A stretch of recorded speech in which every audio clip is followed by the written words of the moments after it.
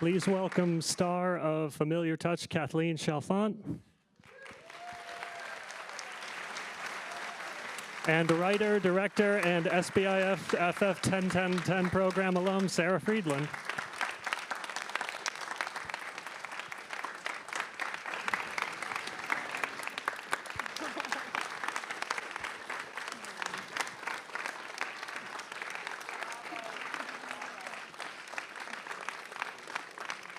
Thank you, everybody. Thank you both so much for being here. Sarah, to start, I wanted to ask, the camera work in this film is so striking, especially the sort of static frames with which we can see all of these small gestures and really get a sense of all the movement in the frame. Can you talk about that visual language you use? So I just have to say thank you all for being here. I don't think I've seen so many people I know in one room since my bat mitzvah. So this is very striking. My first time screening my work in a cinema was at the Santa Barbara International Film Festival high school competition 16 years ago. So this is a really beautiful full circle moment. Very, very glad to have you for this homecoming. But to answer your actual question, I've been working with the same cinematographer named Gabe Elder for the last decade, and the beauty of that is that we've been able to sort of build a shared language together. And I think one of the first principles that we decided on, he and I really like to kind of write out logics and then sort of have these rules that we then choose when to break. And one of the first things we decided was that the camera was going to be placed in the position of a caregiver, in that it would be sort of close enough to observe the subtlest sort of disturbances in her body and face and gestures, but distant enough to allow a feeling of autonomy. And I worked as a caregiver for about 3.5 years part-time.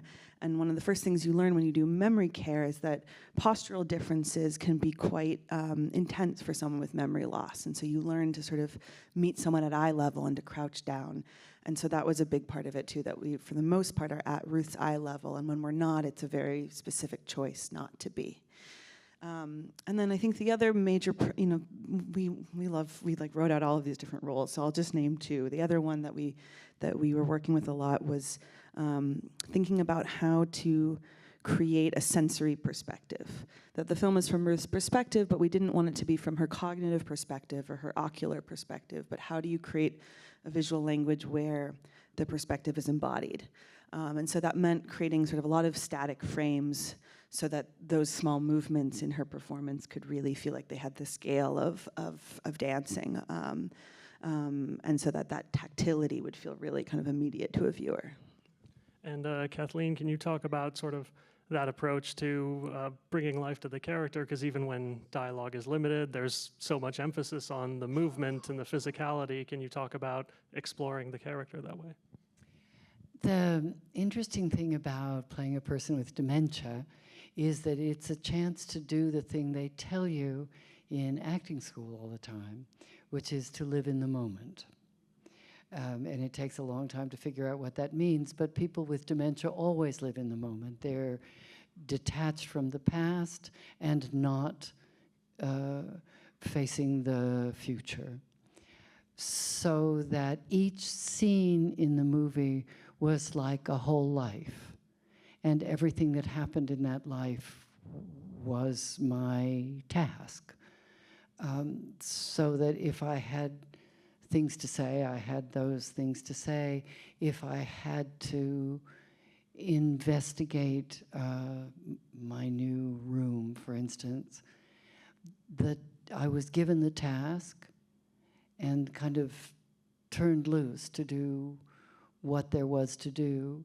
And as an actor, I understood that I was being watched, but as Ruth, I had the freedom to investigate. And I wanted to ask, you mentioned sort of the emphasis placed on those movements and those details. So I wanted to, they're very precise. Can you talk about how those were planned out? Was those kind of figured out within the space? Were they scripted ahead of time? What was that process like from the writing aspect? Yeah, so this is my first narrative film. My previous films were all experimental dance films looking at the choreography of everyday life and their politics.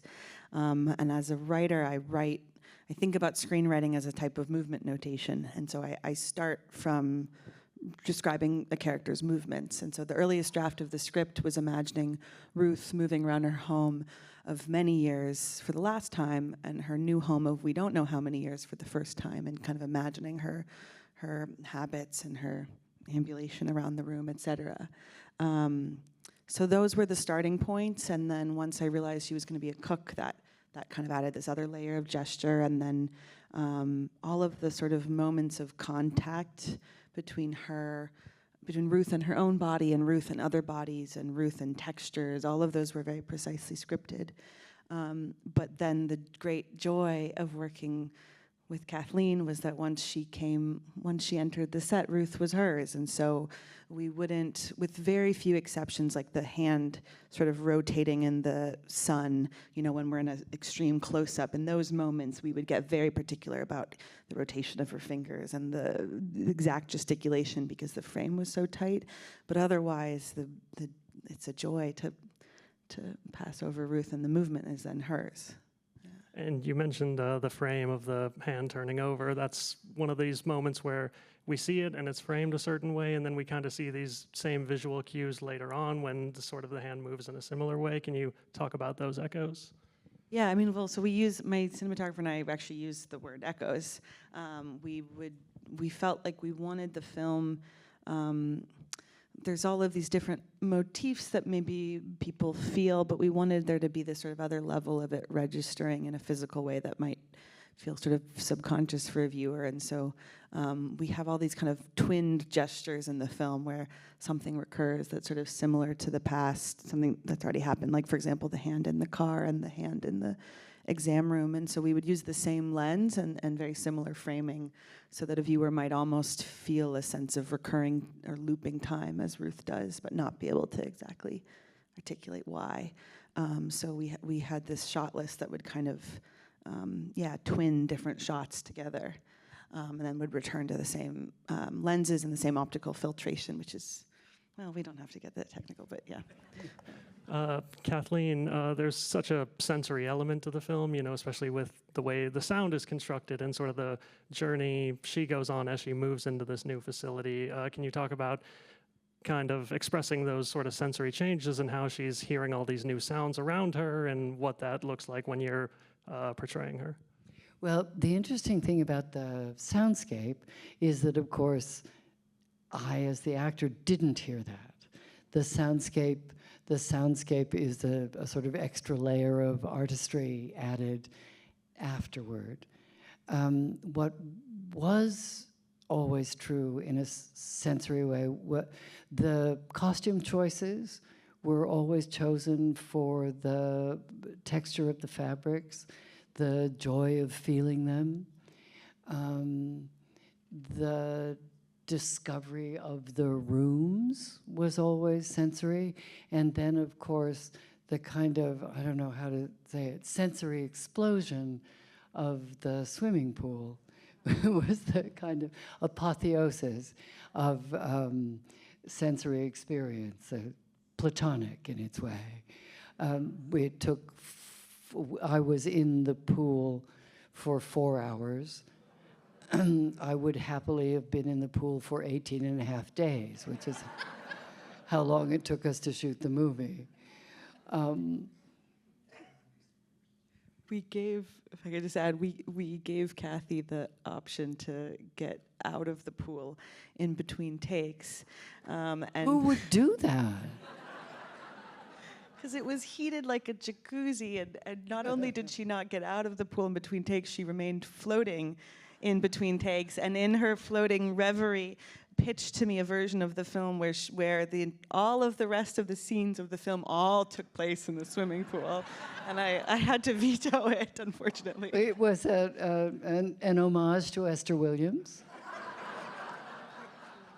But it was a very memorable moment because, we filmed this in collaboration with a real care community called Villa Gardens, and the residents and staff were deeply involved from the pre-production.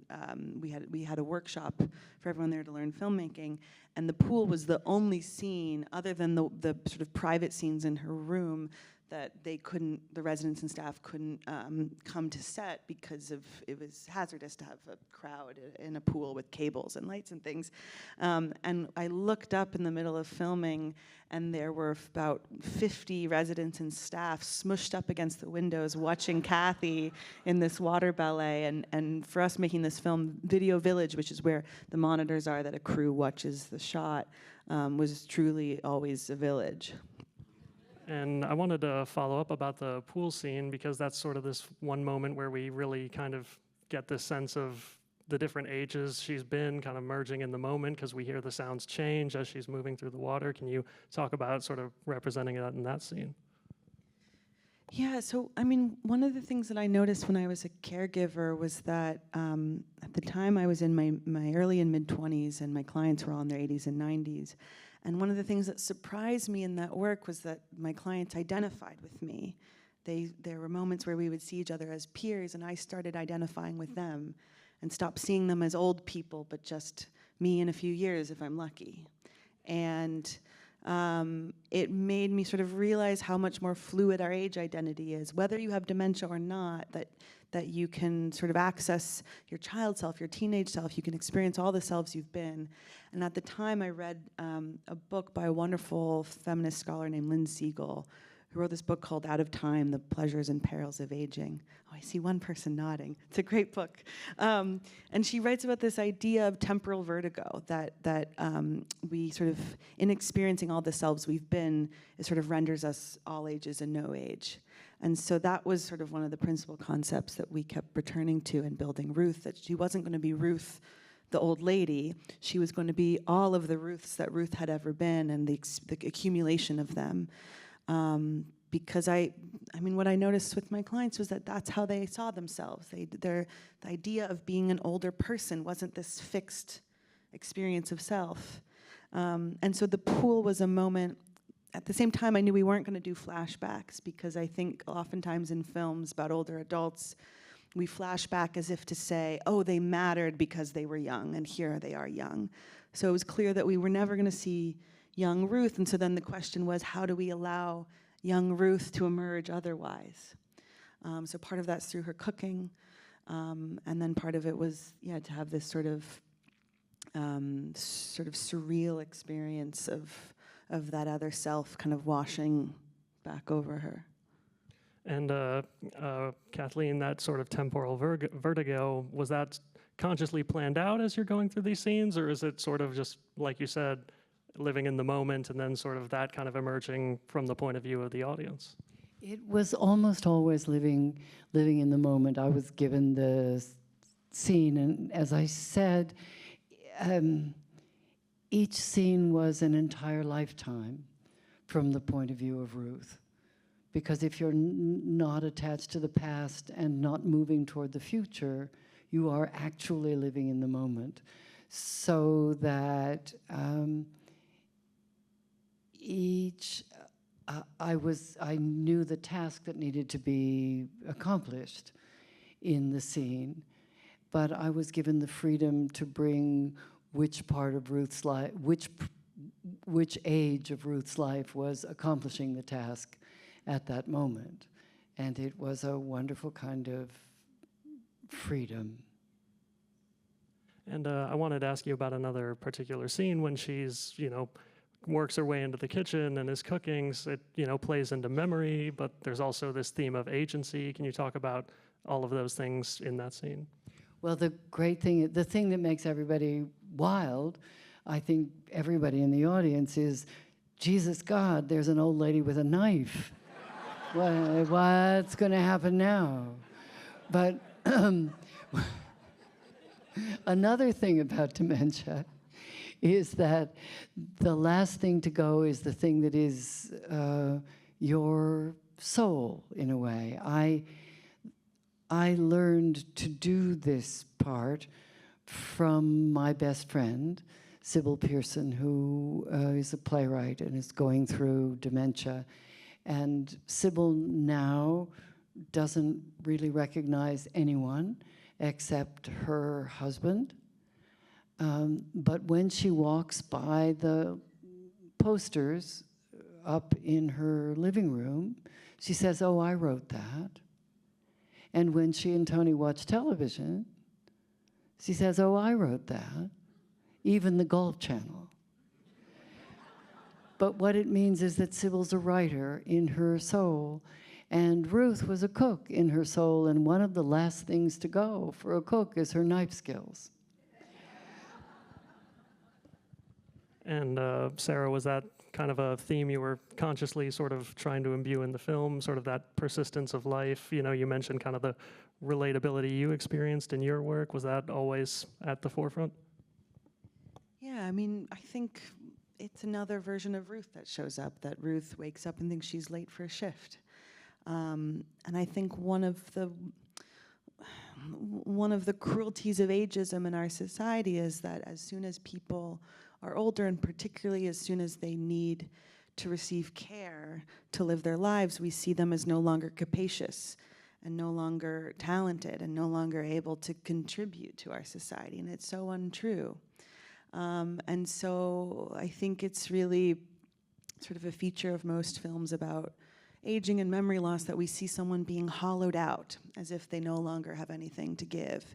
And I wanted to show the ways in which Ruth, what she can contribute, which in this case is food.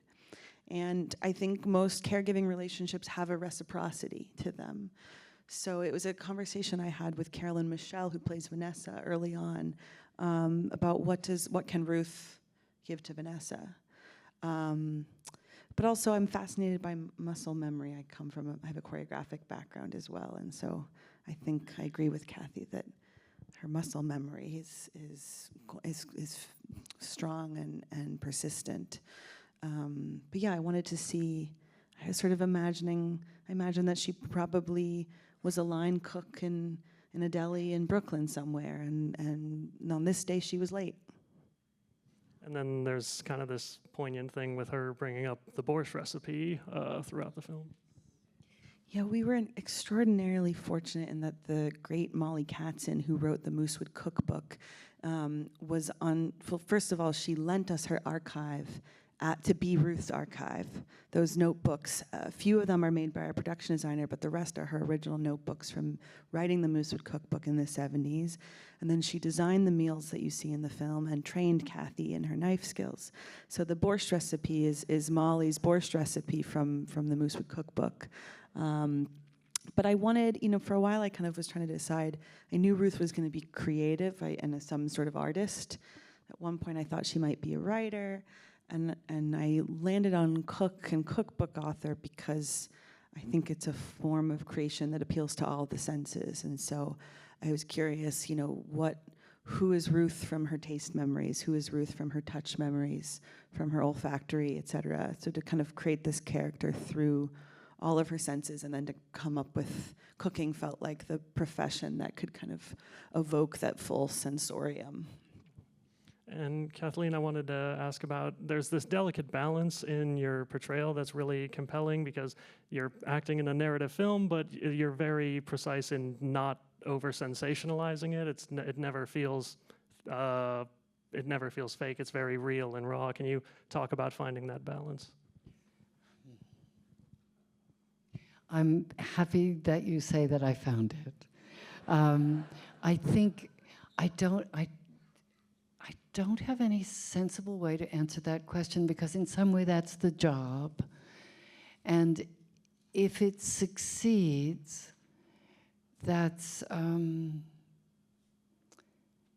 great thing. So if it succeeded, I'm glad it did. I find that the more I do this, I've now been doing it for a long time, the less I understand how it happens.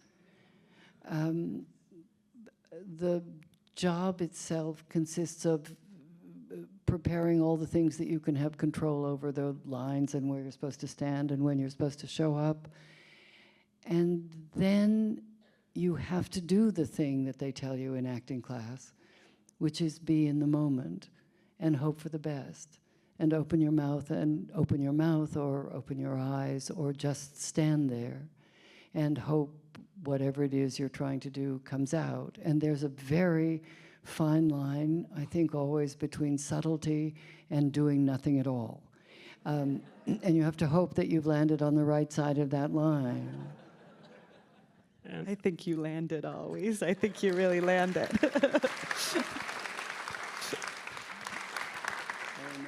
And you've got this incredible background in theater.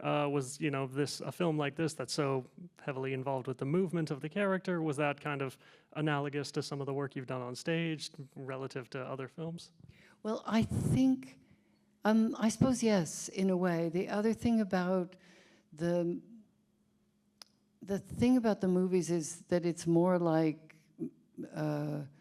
it's a sort of playing in your dollhouse, because it's the make-believe part of it. In the theater, it's entirely artificial. And in this case, because we were making the movie in Villa Gardens, it was exactly like walking into a dollhouse and playing. The thing is that people often imagine that there's some essential difference between acting in the theater and acting in the movies and television. And I don't believe that's true. In my experience, what you do in both cases is to fill the available space. And in the movies, the space is the distance between you and the camera. And in the theater, the space is the difference between here and the back of the house. But you just try to fill that space in a way that we all do in real life. If you need to talk to somebody across the street, you haven't turned into a different person or even a different kind of person. You've just filled the available space.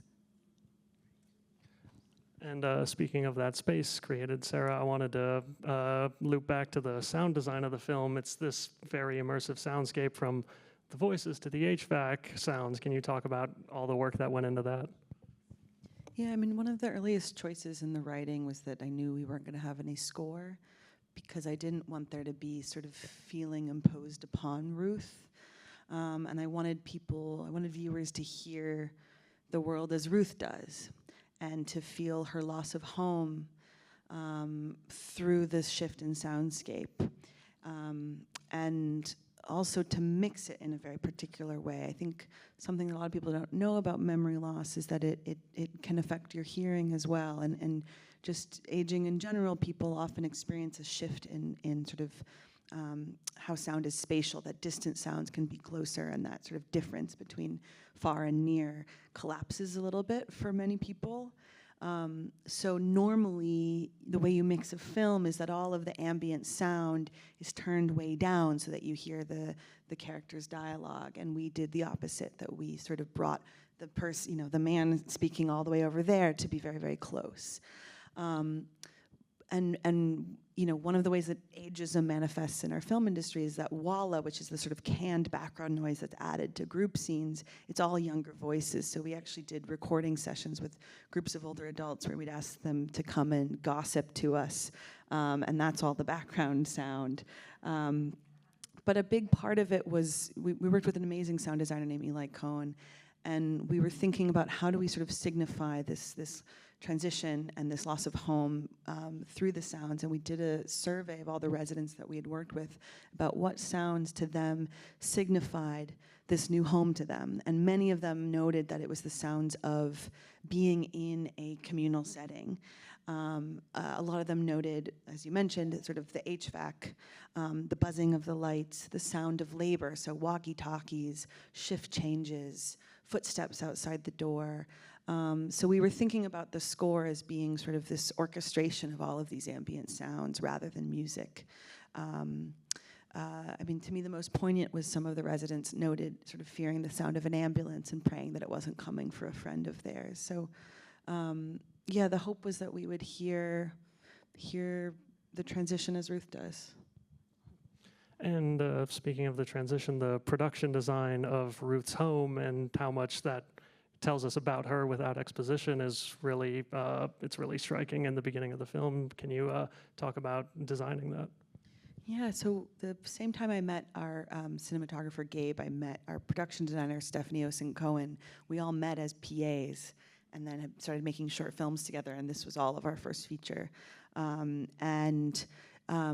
Stephanie's task was really to create Ruth's history through the objects of her home, and took just immense care with the details of exactly what books she was reading, what clothes might be in her closet that she doesn't wear. And we spent a long time, this film took almost a decade to make, so we got to spend a lot of time thinking about all the objects of Ruth's home. And she collaborated very closely with Molly to have all of the sort of cookware and the cookbooks and all of those details to sort of build this backstory for her that, again, we don't ever sort of go back in time. So the idea is that sort of the accumulation of all the Ruths would be manifest, A, in her performance, and then B, in the materials of her home that have to be left behind. And one of the most sort of poignant moments for me in collaborating with Villa Gardens is the president of their residence council talked to me about how the objects that were in each person's apartment or each person's room, how they had been carefully curated from a home of many years, and what that curation process was like and the meaning of that curation process. So then we thought a lot about which objects might Steve pack for Ruth if she's not able to pack for herself, and which of those objects would he get right, and which ones would Ruth have chosen differently had she been the one to pack that suitcase. So yeah, Stephanie's, she's an extraordinary artist and was deeply involved in that kind of the creation of this story that is materially present, but never we don't come back to temporally. And Kathleen, throughout the film, can you talk about sort of this, you've mentioned living in the moment and the way Ruth isn't necessarily experiencing this overarching narrative of her aging, but more so feelings of rejection in the moment, or in the shower where she has a memory of her son but then kind of comes to terms with forgetting it. Can you talk about sort of reacting to these individual moments rather than some broader narrative that we, the audience, might expect? Yes, people often ask whether it was hard to play Ruth, and my answer is always that it was only hard when it was hard for Ruth.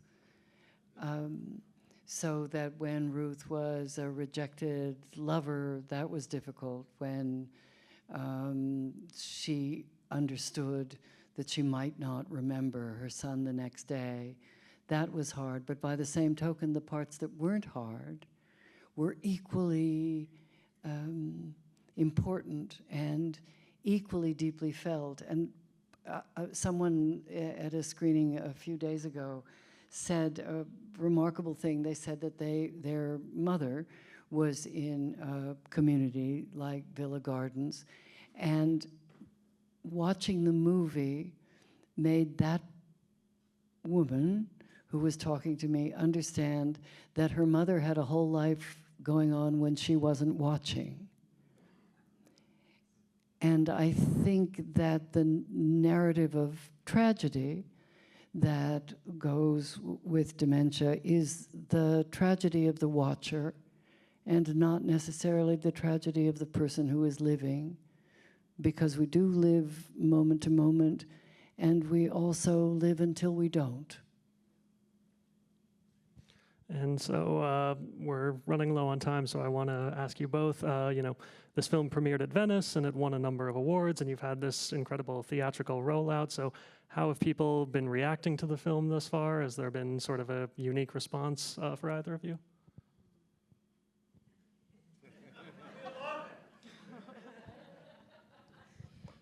I think, to me, some of the most exciting moments is that young people come up to both of us and say they identify with Ruth, not because they see their grandparents, but because they see their own vitality in Ruth, their own ambition, their own desire.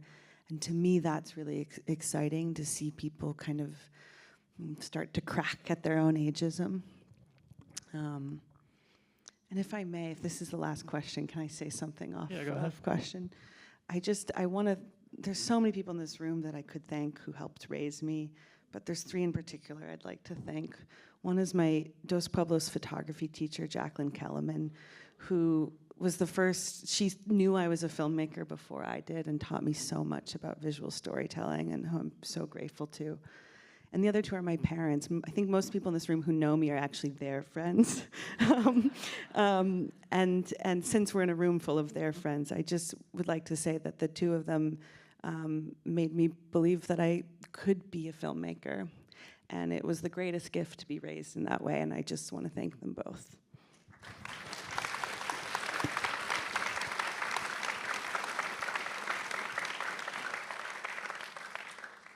And so this is your debut film. It's an incredible work. What's I didn't answer your question. No, that's all fine. I wanted to ask, it's your debut film. It's an incredible work. We're so happy to have you here, given that you're an alum of one of our education programs, 10-10-10. And what are you working on next? What can we expect to see you in the future? Because I mean, if this is anything to go off of, it's going to be incredible. Wouldn't you She's like to know? not quitting while she's ahead. I've already finished a draft of the next one, but I feel like writing is something that needs to be protected. And so even though many of you knew me as a baby, I don't feel like I can tell a room full of 300 people what I'm writing. I'll say this, I want to keep making humanist, character-driven dramas that have a sort of gestural and choreographic sensibility to them. And I want to keep working with her forever. So I'll say that, yeah. Well, it's been an honor to have you both. We're so happy to share the film, and everyone else, spread the word. We're showing it for the rest of the week, so tell your friends. Thank you all for being here. Thank you.